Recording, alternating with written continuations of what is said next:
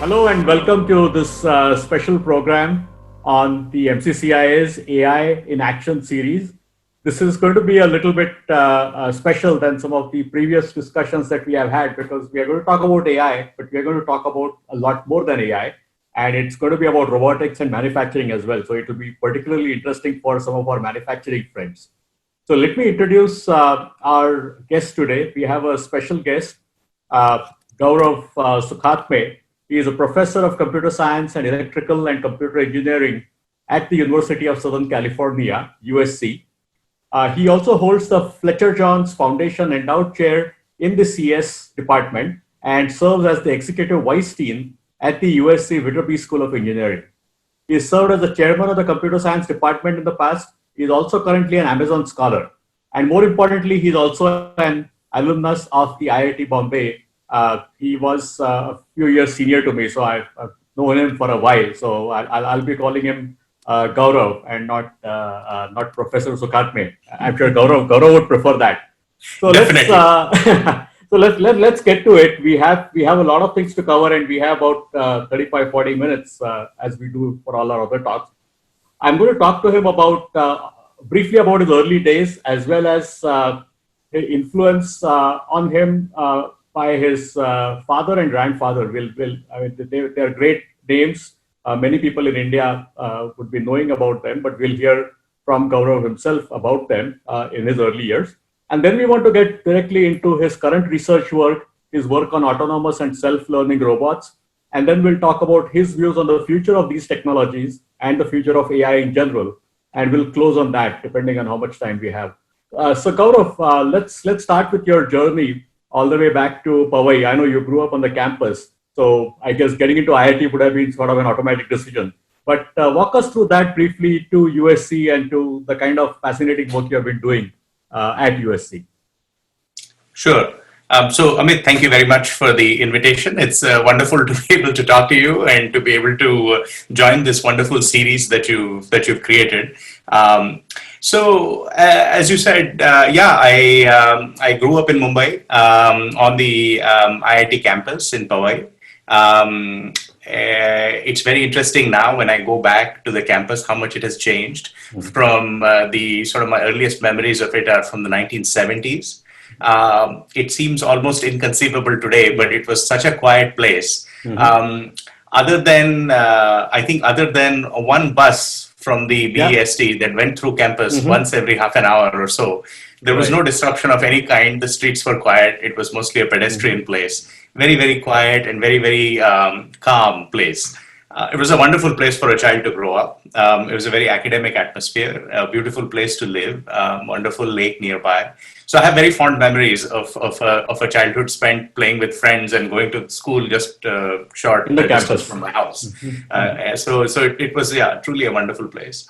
As you alluded, my father was a professor there for many, many years, having joined in the 1960s, and really, the span of his career there really spanned, to some extent, the institute's coming of age as well. So it was I think for me, it was as a child, you don't question the circumstances in which you're born. You just assume they are normal. It's only when you grow up, you come to realize what was special about them. So I really enjoyed it.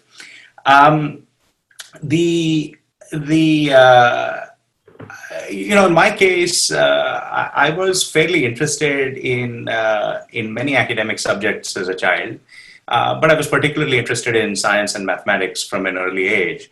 And I suspect this had a lot to do with the fact that my father was a professor of mechanical engineering. I have two uncles who are also professors, and so there are a large number of PhDs and professors in the family. And your grandfather was a famous statistician. And my grandfather was a very famous statistician. And so perhaps this plays a role. I think for all of us, we are influenced by our immediate surroundings. But how did you pick CA? How did you pick CS when your father was mechanical? And looks like you continued mechanical. It's an interesting story. The first computer I ever programmed was a Sinclair ZX. I remember that 1000. ZX80. And I was given that. Mm-hmm. I think in the late 70s is I learned to program in it in BASIC, and it was quite astonishing. I really enjoyed it. I just played around with it a little, taught myself a little, very elementary basic programming, and then maybe it was the early 80s. I've forgotten actually. And then I had the opportunity in 1982, when I was in the 8th grade, to also program one of the early Commodore PET computers. And so this was, fairly unusual. The reason I had that opportunity was because my father was actually on sabbatical in the US for 1 year. And so I spent 1 year of my education in the US Okay. when I was in the 8th standard. And so I learned how to do a little bit of elementary programming there. So I had some vague notion that this is interesting. And then, when I appeared for the IIT JEE and I managed to obtain entry into IIT, when I had to choose, I actually, other than having these early vague ideas about computer science, had really no other basis on which to choose computer science. I was equally interested in physics. I was equally interested in electrical engineering, in computer science. I suppose I sort of went with the flow more than anything else, and just picked computer science. It seemed interesting. I chose it. That was pretty much it. And your father didn't really suggest mechanical. He was completely leaving it No, up to you. no. One of the things I'm very grateful for to both my parents and my grandparents and so on is I was never pressured to do one thing or the other, and it was a very important sort of thing where it was, I think what I learned from them was that I come from a family that values education tremendously, almost above anything else. But there is no pressure to study a particular subject or become proficient in a particular thing. There was a lot of freedom, and so I never felt any pressure to do one thing or the other. So that was very nice. I'll take a quick pause here, but I'll mention briefly, since Gaurav will be too humble to talk about his family in great detail. But Gaurav's father, Professor S.P. Sukhatme, was probably one of the most famous professors of IIT Bombay. I was fortunate to attend a few lectures by him for one of the courses of mechanical engineering, heat transfer. Of course, by that time, he was not teaching the full course. He retired as the director of IIT Bombay. That was a little after I had graduated. And even now, when we went recently for reunion, he's clearly one of the most popular professors of IIT Bombay, not just a famous professor, but especially among students. And we had a great time just a year and a half back chatting with him during our reunion. He spent a lot of time with us. And Gaurav's grandfather, Panduranga Vasudev Sukhatme, one of the most famous statisticians of India, early independent India. He set up a lot of new interesting agriculture statistics related programs in Delhi and did a lot of work in that area. So very interesting background there, Gaurav.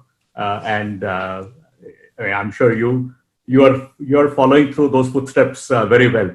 So I know you have big shoes to fill. But yes. you are on the right track. Perhaps in a more modest way, yes.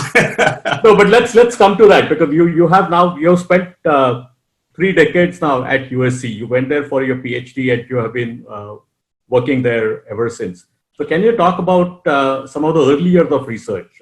How you started as a young professor? Some of the more recent stuff we'll spend a lot more time later, but it'll be good to understand how you got started in this. You set up a laboratory as well, I understand, in robotics in the 2000s. So let's talk about that. Yeah. So my sort of early work in robotics was largely concerned with a couple of different areas, but perhaps the most interesting area that I focused on in my early days as a professor was developing techniques for multiple mobile robotic systems to coordinate their behavior with each other. So, if you have, for example, a team of robots, how do you get them to exchange information in some sort of fashion, perhaps even some optimal fashion? And how do you get them to execute some sort of a task which one of them can't do on its own? And so the challenge was, how do you get teams of robots to do something interesting? And so with my students, we wrote a significant number of papers on this sort of topic. We were motivated largely, this was about 25 years ago, 20 to 25 years ago. We were motivated largely by the fact that one important trend in the late 1990s was that networking became commoditized. Right. And so it was suddenly possible for small, relatively inexpensive mobile robots to have fairly capable networking technologies so they could connect with other robots. And so that's an example sometimes where, there's a technological advance and you can now think about new capabilities that you can build on top of that advance. So that was sort of something that I really spent, and it spawned sort of a small subfield of robotics, which came to be known as networked robots, if you will. And of course, this area of multi-robot systems is a thriving area now in robotics. There is a fair number of advances on it. So swarm robotics is building on that, right? That's right. And so now people think in terms of very large teams of robots, which are called swarm robotic systems, for example. And you can imagine the applications for these kinds of things are very interesting.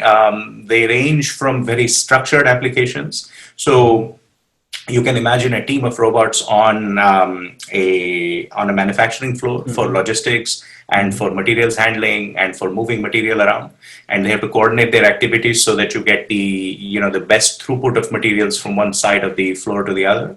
Or you can imagine a very unstructured setting, such as a building that may have collapsed as a result of an earthquake, and you want tiny robots to go in and investigate and to find out where the people are, and so that you can rescue people and so on. And so these are sort of examples where a large number of coordinated robots could do something that a single machine couldn't do on its own. And so it's a thriving field, and that's really where I got my start. And then over the years, I've migrated into other areas of robotics, but that was sort of the beginning for me. So interesting. So let's come to your current work. You've also set up a lab, and you have been editing journals in this field. So you've been focused on this field for a long time. So how has this field evolved from say 1990s to now, and how is your current focus now? So there are a couple of points I think I want to make about the evolution of this field. And so my own research is, I moved from early work in multi-robot systems to starting to seriously think about applications of these robots. And so what I ended up doing in the early 2000s was to form collaborations with people who were not roboticists. And so one of my longest standing collaborations has been with people who study the natural environment. So in particular, people who study oceans and lakes. And so in collaboration with people who study the biology of oceans and lakes in particular, and the microbiology that's resident there, I spent, and I continue to work with some of those teams, both at USC and at other places. We have developed techniques to actually put fleets of robots into the ocean and into lakes to do monitoring. And so I got a lot of sort of interesting insights as a result of working with people who were not technologists, but who were motivated by other problems. And in a way, it changed a little bit my style of doing research. When I started my work in multi-robot systems, I was thinking of problems and I was thinking about them rather theoretically in many cases. And we were producing research papers and I think we were making interesting discoveries. But as a result of collaborating with the people who studied the natural environment, the questions that I became interested in came from outside my lab. And we were forced to respond to them in some sense. So they had their own constraints. They needed to have the robots go monitor a particular area or do the job in a certain period of time, things like that. And we had to think about creative ways in which we could invent new techniques, new algorithms to make this happen. And so I enjoyed that style of work. I found that it was possible to do basic research, but more closely tied to an application that somebody else had in mind. And so it was still basic work. We still published, we still did it primarily for purposes of advancing knowledge, but it was very fulfilling. So that was sort of the second phase. And from then on, I've branched into, over the last decade or so, I've branched into sort of other domains in robotics. And so today my lab continues some of the work on multi-robot systems, but we apply some of the techniques we've developed to drone swarms, so flying robots. We also apply some of the planning techniques that we've developed, not just to mobile robots that move around, but also robots that are fixed, but are developed to manipulate objects. Picking up objects, placing them in bins, sorting them, things like that. So we've branched out now into a variety of other kinds of robots as well. And today my lab works primarily at the intersection of doing, if you will, learning and planning for various kinds of robots. And these two words, learning and planning, are in many ways the cornerstone of what is AI. And so, we've been, like many computer scientists, we've been doing some form of AI for a long time. And it's a lot of fun. I mean, there are so many open frontiers. But sorry. The other point I wanted to make about how the field has changed, not so much my own work. When I got my PhD in the 1990s, one of the things in a robotics lab was that it was really uncommon for robotics students to have access to a lot of different kinds of robots. Robots were not as commoditized as they are today. They were very expensive. I remember. Very expensive, right? So it was sort of the analogy I like to make very often is, if you did computing in the 1970s, right. There was one mainframe and you got a little bit of time on it, and that was sort of it, right? And then things changed dramatically. Robots were sort of like that in the early 1990s. Very often a robotics lab, there were entire robotics labs that didn't have a robot at all. What people did was mostly study things theoretically, right? I was fortunate at USC to be part of a thriving lab. My advisor's lab was really a wonderful place to be at. But even then, you did a lot of theory and then you applied things occasionally to something very, very special. Now the situation is completely different, right? I mean, most leading labs in the world have access to a fair number of robots. Yeah. There's still some barrier to entry, no question, but it's considerably lower than it used to be. And I think that's very powerful because students can quickly try out an idea. They can quickly implement something and things become real a lot sooner, right? The other thing is that certain kinds of simulation technology, and particularly open source simulation technology, has really taken off over the last 2 decades. And so while simulators are not a substitute for reality, very often as a student, if you want to learn certain basic techniques, they're very useful. They can get you introduced to a field. And now there are a number of free simulators available. They're open source, they're free. And so they encourage students at an early age to be able to participate in creation. And I think the creative impulse is the key in research.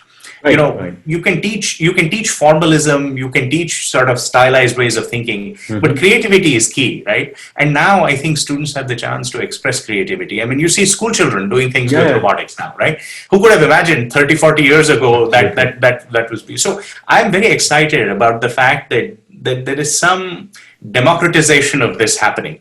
There's a lot more to be done, but I think the trend is in the right direction. So that's the other thing. I think the flexibility of the robots and the access to robots has changed so much. I mean, 30 years back, I remember we had a few big robots at my lab in Wisconsin, but they were very hard to get access to, right? Yeah. And I think we have one other thing we're going to discuss later on also about the hype cycle in AI. But before that, we have had a major hype cycle with robotics. I mean, if we go back to the early 90s, when we were in IIT or just getting out of IIT, and when we just got into the United States, there was all this discussion of Japan taking over the world with robots. And of course, the definition of robots back then was quite different, but there was this impending sense of doom that, robots are going to be everywhere and there won't be any jobs left for people. Now, obviously, 30 years later, we know that was not true. But in some sense, we can use some of that similar analogies to some of the doomsday scenario as far as the employment is concerned that are being played out for AI. Yes. I think the current situation with AI is on the one hand very exciting, but on the other hand, you're right. There's some historical notes of caution that perhaps we can have, right? So I'm a computer scientist. So AI is not new. I took a class in AI as an undergraduate at IIT in 1989. So while the rest of the world has sort of suddenly discovered AI, as a discipline has been around for 50 years. Yeah. And so that in some sense there are many lessons to be learned from it, because there is already something of a rich history. At its broadest, it's the discipline of trying to get machines to do what people would consider intelligent, whatever that may mean, right? And there are all kinds of philosophical arguments about what that means. But leaving those aside, there is a sense that one could develop machines, whether they are purely machines that run software and do computation, or maybe they're machines that actually move things around in the physical world, so they're robotic, robotic in some fashion.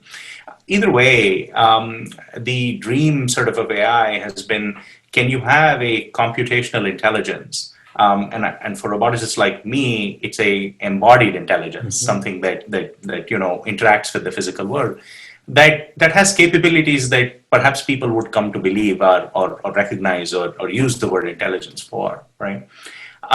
It turns out it's a very difficult problem. It turns out that it's much easier said than done. We don't have a good sense for how to frame it, but we've made lots of advances.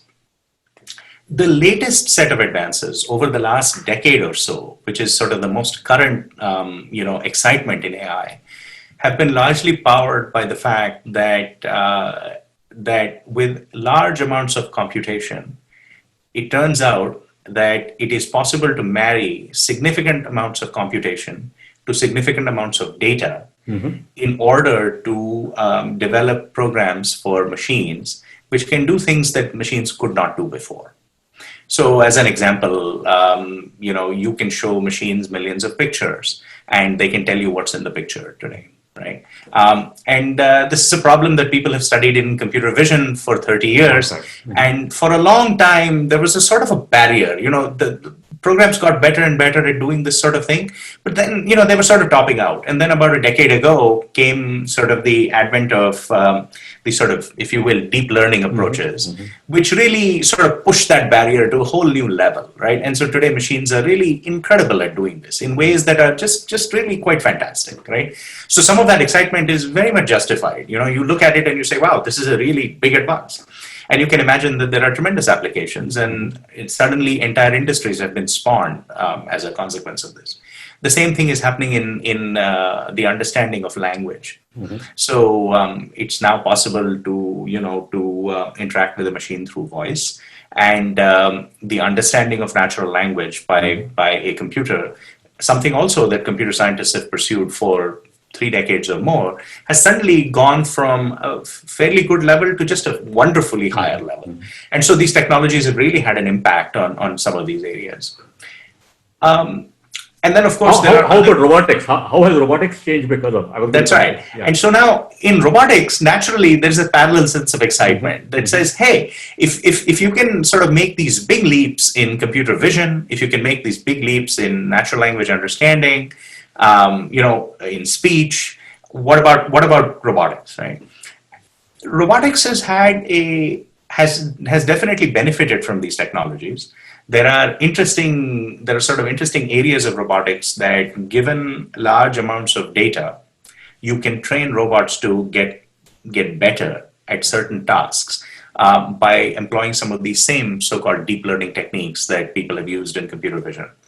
But it turns out that generalizing to things that are outside that envelope, things that are unseen, where the situation the robot finds itself is very different from the data that it was presenting, are proving to be a challenge. Those are proving to be a challenge, right? Yeah. So we've seen advances, but at the same time, it turns out that dealing with the physical world is a difficult challenge, and that's always been the issue in robotics, right? Because robotics is sort of, if you will, it's sort of AI for the physical world, right? It's not disembodied AI where you can pump in a lot of data and pump out an answer. You have to interact in a closed loop with the world, right? And the physics of the world is what it is. If you push something, you need to understand something about the properties of the materials that you're handling. You need to understand what friction looks like. You need to understand what contact dynamics look like when things collide with each other. All things that mechanical engineers and physicists have studied for centuries, right? And and they prove to be very difficult challenges. My guess is that we'll see progress on robots that are physically more intelligent, but it's going to take a little more time. It's going to take a little more time, but that's wonderful for somebody who does research. There's any number of open problems. So currently your research, I understand from our previous conversation, is specifically in this area: autonomous robots, self-learning robots. So what are some of the things that your team is actually working on right now? With, We're working on some industry examples, if they're relevant ones, would be very helpful. Yeah, we're working on a variety of different problems. One of the problems one family of problems that we've been working on over the last few years is how do you is the development of techniques to train robots to do tasks which are built on top of tasks that they've already learned. So imagine, for example, you have a robot on a handling objects on a tabletop, and either through explicitly programming the robot or by giving enough examples of how a task is done. Imagine I train a robot to do 3 tasks, A, B, and C. Now, how do you handle the situation where a new task D, is what you want the robot to do? Can you develop a learning algorithm which in some way combines A, B, and C to produce what the robot ought to do for D? But the question is, can you do this in a way that does not require a human to explicitly program this? So is it possible to develop a learning system where the robot can bootstrap based on what it's already learned? So if it has 3 skills, can it bootstrap and learn a 4th? And can it bootstrap and learn a 5th? And so, what are some examples of skills like this? For example, you may want to execute a very simple skill, like picking up an object and putting it in a box, right? Seems simple enough. But, the challenge of this is you want to do this for any oddly shaped object, not just certain kinds of objects. And you want to do it for a broad range of boxes. And you want to do it in lighting conditions that vary tremendously. And you want to do it perhaps in a situation where there are other objects lying around which are distractions and you want to ignore them. So if you want to do this in reality, you have to be able to handle all of these kinds of situations, right? But you don't want to program explicitly for each of these situations. What you really want to do is to program maybe a few instances, right? And then have the machine automatically adapt to whatever new object is thrown at it, right? And so that's a very simplified example, the kind of example that one might use in a lab. But even that simple example, depending on how real you want to make it, can defeat today's robots. It can defeat the ability of a robot today to execute it faithfully. So we're working on learning techniques. So will they learn by observing humans or by having human-led, sort of human lead the robot through the process once, or? Yeah, so there are a couple of different ways of doing this, and in my lab we explore both. One is sort of the human-led way of doing it. This is sort of, if you will, teaching by showing. Correct. Right? And it's a very popular approach. There are a large number of research papers just in this one area of teaching by showing. It's a very exciting area of machine learning in particular, and very applicable to robotics. The process there is that either the human gives a demonstration and the robot tries to copy it in some way and then learn from it. Because merely mimicking a human demonstration is no good. You want to be able to generalize. That's one. Or the human actually picks up the robot arm and moves it from place to place. That's right? And this sort of kinesthetic teaching is something that and in fact, there are modern robots that you can buy for certain applications. That sounds like the kind of thing that they use for teaching surgery, the surgery teaching robots. That's right. Where That's right. You can buy sort of a teaching pendant with the robot that allows you to drive the robot manually from place to place, and then the robot will execute the trajectory, right? But our interest is not in replicating what the person has done. but rather generalizing from a few instances of what the person shows Okay, got it. to other instances. Right. And so we don't want to be able to replay. We want to be able to essentially generate new behavior. Think of a new move, essentially. That's right. We want to think of a new move, right? That's the real excitement. And I mean, we're big into cricket right now, as you know. IPL is going on. I mean, to give a cricket analogy here, one day we'll have a cricket playing robot, but it's almost like, you lead a cricket playing robot and show that robot 5 shots, but then expect the robot to figure out 6th and 7th shot dynamically based on the ball. That would be amazing. That's exactly right? And I think that's sort of what we are really after in this intersection of AI and robotics. And many labs study this. My lab studies certain parts of this. There are also some interesting connections because there are certain tasks you want a robot to do where you don't necessarily need to learn anything. It's possible to do planning, largely the result of doing search. So it's possible for the robot to consider many possibilities and to have a fairly mature evaluation of which possibility is better, and then to pick the one that's in some sense the best choice. And this process is a fairly mature process in robotics. Search and planning are old technologies in AI. And some of the interesting sort of new advances are how do you combine these sort of classical approaches of developing plans to do task A followed by B followed by C with things that have to be learned on the fly. And so how do you interface these two? So imagine having a playbook of sort of pre-programmed tasks and knowing how to solve them. And so you always have those, and you learn a few things on the fly. And now, when presented with a new task, you have to somehow skillfully on the fly. The robot has to combine these two, and so that's an interesting area, sort of at the intersection of planning and learning, that we also work on. Right. One of the exciting things we do is we don't apply this to just one kind of. Yeah. We don't apply this to just one kind of robot. We've been applying these techniques to swarms of drones to learn how to fly through an obstacle field. Wow. We've been applying these techniques to picking and placing and sorting objects. We've been applying some of the same techniques to our underwater robots in the ocean for where to drive to take a water sample to track certain kinds of microbes in the water. So there are all kinds of applications, and the underlying technology are many of these planning and learning technologies. So the robots look very different, but actually some of the underlying technologies are very similar. This is very, very fascinating. I think, and in the next 10 years, we'll be in a completely different place as far as this particular piece is concerned. We are running out of time. We have about 10 minutes, but there are 2 important topics I definitely want to cover with you. First of all, as you know, MCCIA is focused on manufacturing, and especially a lot on small and medium-sized manufacturing. Yeah. Of course, there are a lot of things that can be done before we get into robotics, and some companies may think that it's too far-fetched or too far out into the future. But I think that may not be the case. So, what would be your, I would say advice, but some of your thoughts that MSMEs, medium and small-scale companies should at least consider or start looking at that may be there to help you in terms of application of the kind of things that we've been talking about? I think one very interesting area particularly for sort of medium and small enterprises is that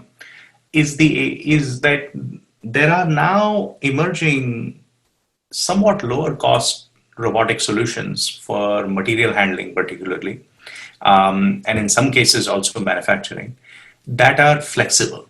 One of the advantages of these sort of AI technologies applied to robotics in the manufacturing side is that you can, with very little reprogramming, you can, these teaching technologies that we've been discussing, you can, effectively reprogram your robot by reteaching it.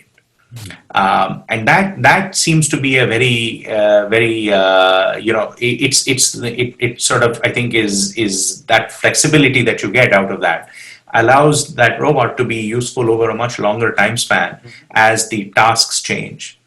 The other thing is it doesn't require specialist programming. So it used to be the case that programming these robots took a lot of specialist time. Now, the barrier to sort of programming them, particularly, you can have an operator actually literally show the robot what is to be done. And there are now, I think we're just on the cusp of those technologies being flexible enough that even a relatively small enterprise might benefit by having one such machine that can be over time retrained to do different tasks. So, if you're an enterprise that is largely about bin picking, but the parts change, the bins change, the flow changes for some reason, the machine can be fairly readily retuned to those with almost no programming. If you're an enterprise that relies significantly on material handling, or handling boxes, or handling other kinds of things, but the shapes, sizes, weights, orientations of these objects is subject to change over time, it's fairly easy to adapt to these kinds of things without it's not trivial, but it's getting better. And so this kind of advent of flexibility is I think a significant advance. The other is that it's possible to use some modern robots, and this will become increasingly true, to teach them a sequence of tasks. So not just to do one thing repetitively, but to do A followed by B followed by C, and to essentially have the same machine do three things, so that you can accomplish a more complicated task, for example, right? And even those technologies are maturing, at a remarkable rate, and so I see tremendous advances that are likely to happen sort of in, heavy industry uses robots and has used robots for a long time. That's a given, right? And automotive industry has been using it, assembly lines. Yeah, that's an old. Absolutely, right? But I think for small manufacturers, for sort of medium scale manufacturers, this flexibility that AI will bring to robotics is going to be the key that allows them. You were also talking about, when we spoke last week, about tooling, specifically flexible tooling. Can you talk about that? Yeah. So, for example, you can imagine a robot manipulator that's doing 3 kinds of operations or 4 kinds of operations on irregularly shaped objects, right? So not objects for which there is a clear fixture that you can design, right? So if objects are regular, or even from a reasonable class of objects, fixturing is a very mature technology. You build the right fixture, you can operate on the object, right? Whether you're drilling, whether you're painting, whether you're braiding, whether you're doing any sort of operations. But if the objects are highly irregular and what you want to do with them changes rapidly, say every 3 months, right? Then perhaps a robot is better, which has 2 arms, one to hold the object, the other to pick the right kind of tool and to do the operation. Question is, who's going to do all this programming? And can you get a operator to simply demonstrate this and have a computer vision system look at the demonstration and instantiate a program so that the robot can do this? And that technology is we're within touching distance of technologies like that, right? Yeah, that and you can something. imagine, and you can imagine somebody operating an enterprise at a medium scale or even a small scale finding that to be very useful, right? All kinds of custom tooling, fixtures, painting. Any kind of complex machining operations. Anything that basically a skilled operator does by hand today is possible to teach. I think that opens up a very new, interesting area. By the way, just I know we are running out of time, but another interesting. I have time. I think I want to be careful with your time. One of the interesting things here is very often when people think about robotics advances like this, they think that this is something a skilled operator does, but now it can be done with a robot. I don't think that's quite the right way to think about it.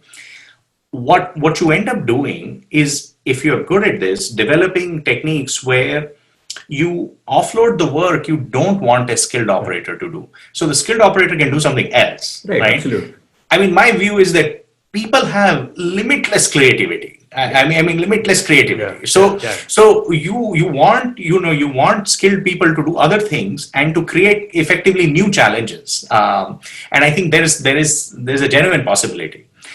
By the way, the other interesting thing about some of these robotic technologies is that it may not be necessary to develop robots that do some of these tasks we're talking about entirely on their own. So an interesting area of research is robots that ask for help from time to time. So imagine a robot that's executing this task, but occasionally, if it can't, it's smart enough to understand that it can't, and it asks a human operator for help, and then proceeds to continue, right? And these are so-called, and by the way, as a result of that help, the robot learns how to do this better, right? So this is the area of lifelong learning for robots, and that's another area that my lab works on these days quite a bit, and several other labs work on as well, which is how do robots continually improve their performance by feedback from humans, and more interestingly, by proactively asking for feedback when they recognize that they've reached the limit of their performance. So there is a very, very important role for people in all of this. This is not technology, right, exclusive of people. This is sort of technology that will work with people. That's sort of the other interesting piece of this. Yeah. So I think that debate. I think as far as I think it's not even a debate. This whole it comes up every decade that automation and technology is taking away jobs. Decade after decade, we have proven that we have actually created more jobs. Obviously, with higher skills and different skills, but we have definitely this job loss issue which keeps coming up with AI and robotics. I think it's a non-issue, but that's a separate discussion. But some of these things are really fascinating, and I think would love to talk to you about this in further detail some other time because there's just so much to cover. But I think in the next few minutes that we have, one area that we haven't touched upon, but I definitely want to talk to you about is you have been in academia for 3 decades while we've been talking about robotics and industry. And robotics is a very cool or hot field, depending on the way you want to look at it. You mentioned about students. Even in Pune, I'm seeing so many of these Lego Mindstorm robot competitions happening and multiple schools, kids participating in from 5th and 6th standards, going to international Olympiads. So there's a lot of interest. So what would your advice be to say, not that early on, but say 11th, 12th standard students and even undergrad students who want to look at grad, who are interested in this field? What should they be really doing in their spare time, learning on their own, other than what they are subjected to in the coursework? I think the nice thing about robotics is that it's an integrative technology. You can contribute to robotics by being a good programmer. You can contribute to robotics by being good at math. You can contribute to robotics by being good at physics. You can contribute to modern robotics, by being good at thinking systemically and thinking about human interaction. There are many facets to the field. So one of the things, I guess, perhaps, if somebody is passionate about robotics, it may be interesting to ask, what do you want to do with robots? And let that guide what you want to study. Because there are a lot of tools, as you said, a elementary school child can program a robot today. There are good kits available with which you can, with things like Legos and others. And maybe more interesting to ask, what do you want to do with this thing, right? Think of a vision that you can apply it to, and let that drive where you want to go. And I think that can be interesting. The rudiments of learning how to program a robot, learning how to make it do something simple are the basic building blocks. But I find that, kids acquire those pretty quickly. They get really proficient at those kinds of things, right? But building a solution, if you will, in industry parlance to a task is often a good driver, right? Even if it's a markup, even if it's something simple, it allows people to focus on areas they care about. So if you care about the environment, for example, then you drive your energies into building something that's geared for that. If you care about helping people who are in some way, not able to do certain tasks, then maybe you gear your attention towards that. And very often, some of the problems that arise are more mechanical in nature. So some students tend to then end up trying to study more mechanical engineering. Some problems tend to be more computational in nature, and those students maybe end up studying a little more sort of computing. So I think being driven by an application helps a lot. I think another separate topic of discussion, but I think what this is again bringing us to is how engineering probably was 50, 100 years back, where all of these things are integrated. I think we have done too much segmentation of engineering, that this is mechanical, this is electrical, this is computer. Ultimately, any real problem that you're solving, like robotics, is a very good interdisciplinary problem, right? And to the extent that students can study all of this together once they get to a good institute like IIT or USC. I think, and I'm hopeful that I recently looked at the IIT curriculum as well after a long time. Things are changing a bit. I mean, students are getting more interdisciplinary exposure. I'm sure in the US that must be a focus as well. No, definitely. I think today I see students at many Indian institutes. I've seen this at IIT as well as many other institutes. There's a lot of interest in building things that students from various disciplines get together, whether it's for contests that they participate in and do very well at, or whether it's purely for other reasons. I think engineering is going back in some sense through this to some of its roots. Correct. Where this sort of segmentation is, people are sort of forgetting about it a little bit, right? And I think that's very useful. I think it's a very useful trend. I think good engineers do tend to think across boundaries. So you're a great example of that, right? I mean, you did computer science and now you're solving good mechanical engineering, robotics. Yes, absolutely. Certainly in the US, many roboticists live in computer science departments. It's very, very, very much sort of accepted. Perhaps not to the same extent in other parts of the world, but in the US, this is something that over the last 30 or 40 years is very commonplace. And I think it's helped me because I was always interested, as I said in the early days, in problems in physics and problems in engineering, and equally well problems in computer science. And robotics has given me the opportunity to study these, at the intersection, right? And it's wonderful for people who enjoy that kind of mixing, if you will. Yeah, I'm an interdisciplinary person. I hate these artificial boundaries, between all these different branches. Gaurav, it's been a fascinating 45-50 minutes. We said 40, we've already gone over. But I'm going to close on just one last question for you. You can give a short answer, but put on your future vision glasses and let's say 2030 or even 2040. Where do you see this particular field, autonomous self-learning robots, augmented by AI, at? So I think there are going to be a few advances. I think one advance is going to be that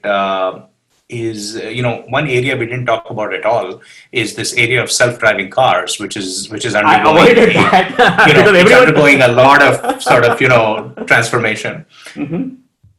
One interesting fallout of that is that there are all kinds of for want of a better phrase, I'll call them autonomy technologies. They're sort of small additions to the technologies available to you on a car that are, if you will, more driver assist than anything else. I think you're going to see a tremendous infusion of those technologies in the vehicles people buy over the next 2 decades. I'm not predicting that cars will suddenly become self-driving or anything like that, but I am suggesting that a large number of those technologies will infuse themselves. The earliest such technologies were things like cruise control, right? If you had open road, you could set the speed and the car would just go, right? Now there are high-end models that park themselves. There are cars with sensors, so when other cars come nearby, warning lights go on. There are heads-up displays that help you.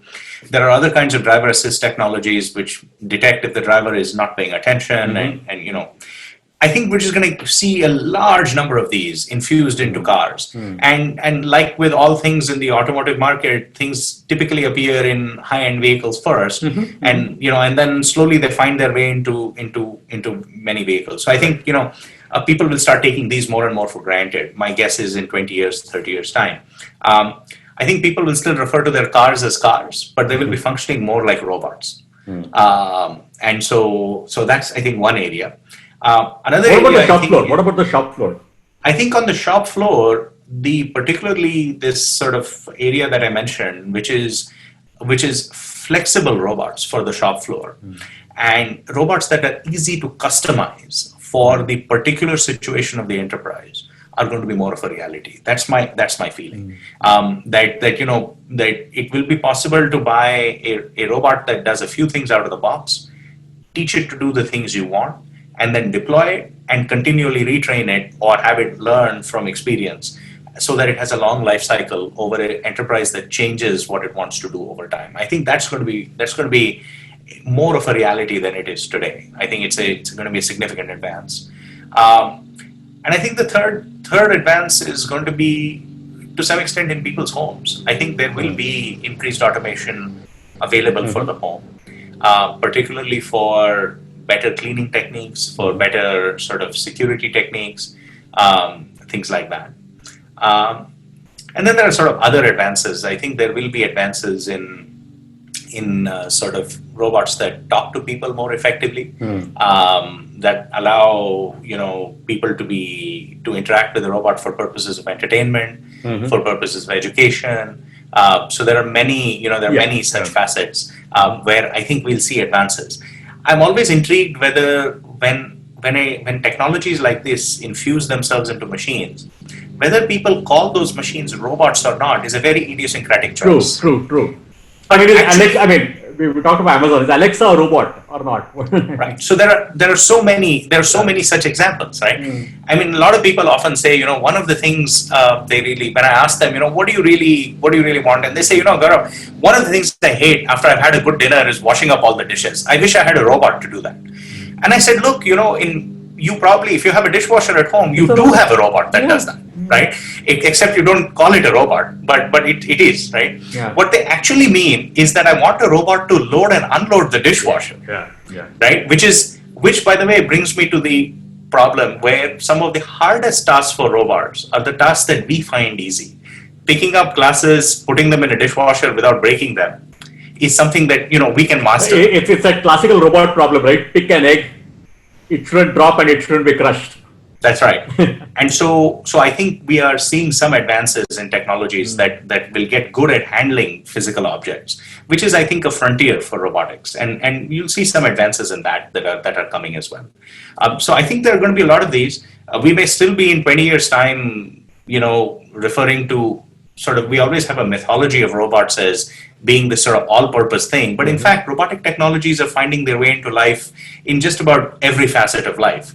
And I think that's likely the way much progress will happen, is not with the grand arrival of robots per se, but rather with these autonomy technologies that help people. I think on that note, we have almost spent an hour. So Gaurav, I hope you can join us again. There are a lot of these things we would love to get into more details. Probably next time, would love to get a brief video tour of your lab at some point of time, where we can have you talking with some of the lab stuff in the background. So maybe we can do it in a few months' time. But thanks a lot. Thanks for spending so much time with us. I think this is going to be a huge benefit to our MCCIA audience, as well as a lot of students and other young professionals working in this field in Pune. And we have audience all over India and outside India as well, now that we are online. So once again, thanks a lot. And hope to see you soon in Pune sometime next year, maybe. I hope so. Thank you so much, Amit. Thanks for the invitation. It was a pleasure to talk to you. Thanks.